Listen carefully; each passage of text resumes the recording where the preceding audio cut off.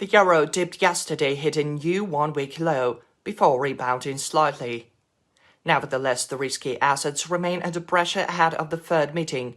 As such, their further dynamics will be determined by today's statistics and comments from policymakers.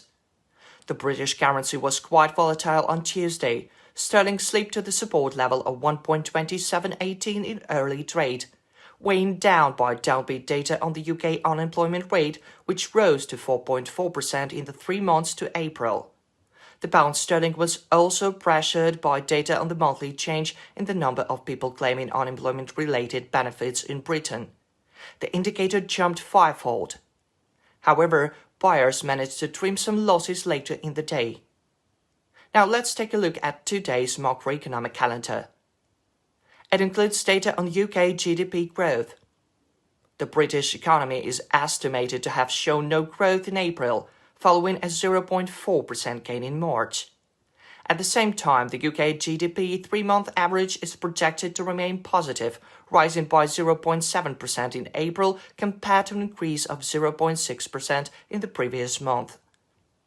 Britain is also scheduled to release data on industrial production and trade balance, which are expected to be quite disappointing. If statistics are worse than forecast, the pound sterling is likely to suffer heavy losses.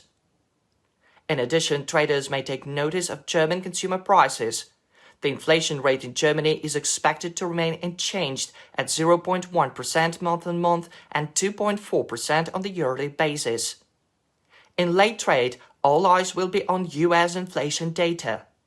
The Consumer Price Index is forecast to rise by 0.1% in May, following an increase of 0.3% in April. Notably, the April figure marked the first monthly decline since October 2023. If inflation slows for a second straight month, the Fed is unlikely to cancel plans to cut interest rates this year.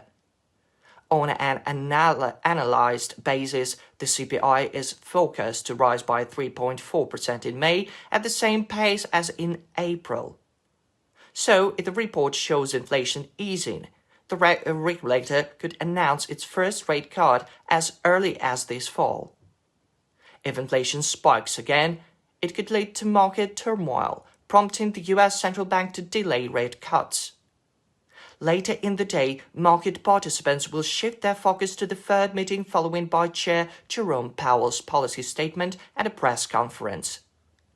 The regulator is widely expected to leave its key interest rate unchanged at 5.5. What is more, it's worth paying attention to the Fed's economic projections today. From a technical perspective, it is possible to go short on the euro at around 1.0748. A false breakout at this level on the 1-hour chart will generate a sell signal, dragging the European currency down. If the price breaks below 1.0722, the euro-dollar pair will slide to 0.700 and probably 1.0677. A deeper decline is likely after the Fed announces its decision to keep monetary policy tight. If the price rises above 1.0748 or forms a false breakout at 0.722, a buy signal will be generated. However, buying activity will hardly be high as the euro is expected to come back under pressure at 1.0772. A false breakout at this level will be another great opportunity to enter the market with short positions. Going short on the rebound will be relevant at 1.0803 and 0.804. This scenario is only possible before the Fed meeting. Speaking of the British pound, there is a fierce battle going on between bulls and bears at the level of 27.48. A false breakout at 27.18 will generate a buy signal with sterling climbing to 1.2748. If the price breaks above this mark, the volume of long positions will increase further. In this case, the British currency is likely to rise to 1.2769 and 27.90. If the Fed strikes a more dovish tone, sterling may well hit a new one-month high.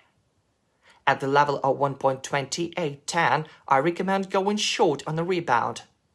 Short positions at 1.2748 and 27.69 can be considered in the event of a false breakout. In a bear case scenario, if the price breaks through 27.18 and tests it from the bottom up, the market will face a sell-off, with the British pound diving to 1.2688 and even 26.46. At the level of 1.2646, it would be wise to go long on a rebound to catch an intraday correction of 35-40 pips. Going long at 26.88 and 27.18, the lower boundary of the sideways range, will only be relevant after a false breakout. Best of luck.